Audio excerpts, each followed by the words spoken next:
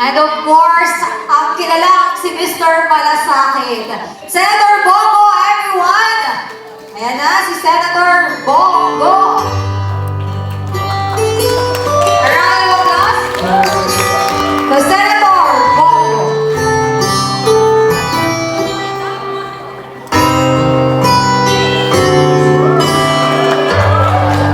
And of course, kasama, kilalang natin, na nag-isang Philip Salvador.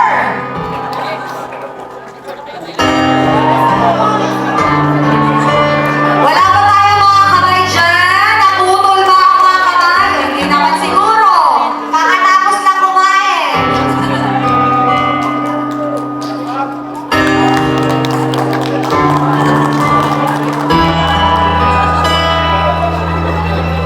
And I would like to call on Sir Peter Encisa, Executive Vice President of Bicol Press Club, to introduce our guest honor and speaker.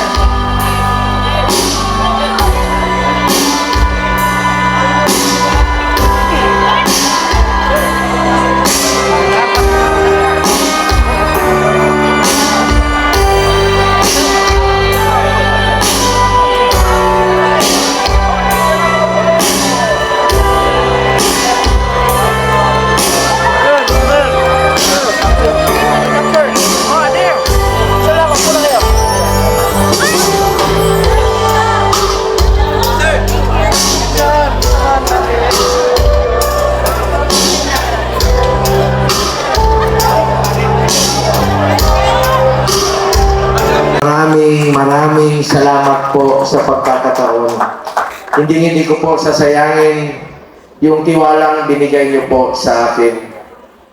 Magsiservisyo po ako para sa Pilipino. Yan po ang aking sinumpaang tungkulin sa inyo.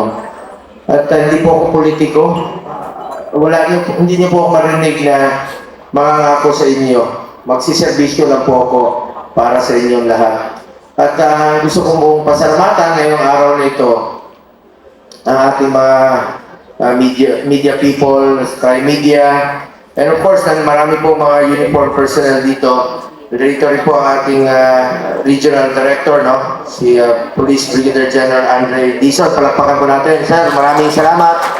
Ang ating Infantry Division, Brigadier General Jose Lanio. And of course, ang ating dito rin po si Navy Captain Edwin Nera. Palakpakan po natin. Gusto ko lang po isingit sa inyo. Nung 2018, maalala ko po, inuna namin ni dating Pangulong Duterte, idoble ang sahod ng polis at military, bombero, Coast Guard, DGMP. At kayo po ang dapat pasalamatan namin. Kayo ang nagserbisyo, panahon ng pandemya, andyan dyan kayo.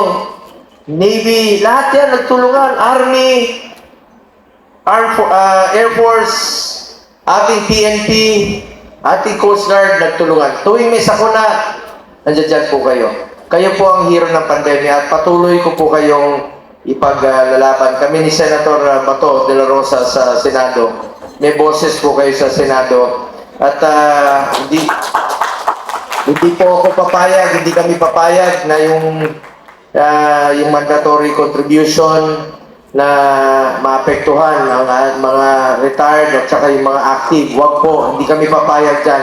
Dahil para sa akin, bigay bawi po yan. Dinoble namin noong 2018, tapos babawiin po. Alam ko, pinaglaanan nyo na po yan ng pondo. Ang iba sa inyo, nag-loan na, nakaplano na po sa inyong mga anak. Alam niyo naman, tayong mga magulang, wala tayong ibang ginagawa, kundi planuhin ang kinabukasan ng ating mga anak. So, katumbas po yun ng halos isang sakong bigas. Bigat po yun, lalo-lalo na sa mga ordinary uniform personnel. Kaya, ipaglalaban ko po kayo parati. Kung sakasakali man, sa Senado ngayon, new entrance lang po ang katanggap-tanggap sa amin. Huwag po yung mga active, huwag po yung mga retired uniform personnel. At isa rin po ako sa nakipaglaban, no, sa inyong sa mga police naman, in-increase po yung age, and of course, ang forces kasama na po. At di po kami pumayag na sa mga pulis na hindi pareho yung 56. Dapat kung 57 man, pareho po dapat yung 56 yung kanilang compulsory na retirement. Dahil yung ibang pulis rin, haba-haba na rin po ng inyong serbisyo. Basta, unahin ko parati ang kapakanan ng ating mga uniform personnel. Meron din po ako na-file na free legal assistance sa inyo in line of duty ng ating mga uniform personnel. May boses po kayo sa Senado. At gusto ko rin pong pasalamatan ng ating USEC, no, ng Presidential Task Force on Media Security. At sa panahon ni dating Pangulo Duterte, meron po, dyan po yung opisina ito na nakatutok po sa ating mga media people. Ano, hirap po ng trabaho ng isang media na minsan nasa panganib po ang inyong buhay dahil sa pagdadala po ng tamang balita. Importante rito, tamang balita. Kung ano lang po yung katotohanan. Ako, ayaw ko talaga ng fake news. Gusto ko yung totoo lamang po. At sabihin niyo po yung totoo. Karapatan po ng mamamayang Pilipino malaman ang totoo. Lalong-lalo na yung mga nasa government service.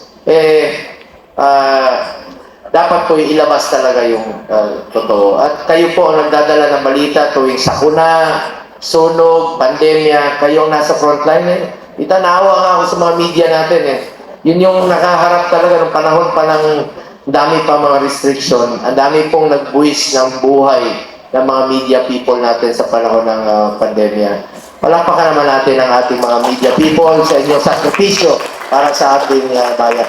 Gusto ko rin pong pasalamatan si Undersecretary Paul Gutierrez. Palakpakan naman natin. Sir, maraming salamat po. Ang ating NPC President Lydia Bueno, Presidential Task Force on Media Security. Palakpakan po natin. Ang aking kaibigan from DZRH, ang aking tagal na, no? At salamat sa iyong tiwala. Ang ating kaibigan na si Ruel Saldico, palapakan po natin. Ating Regional Director ng DepEd, RD Gilbert Sadsad, palapakan po natin. Ang ating si Ruel is na doble nakalagay rito. Ray Palo, nakalagay dito, DCRH, nakalagay dito, Presidente ng Bicol Press Club. Pareho, no? Both naman. Ang ating commander ng Coast Guard, nandito pa ba siya? Si Brumwell Magalong, dito pa siya. Is he here? Alis na po.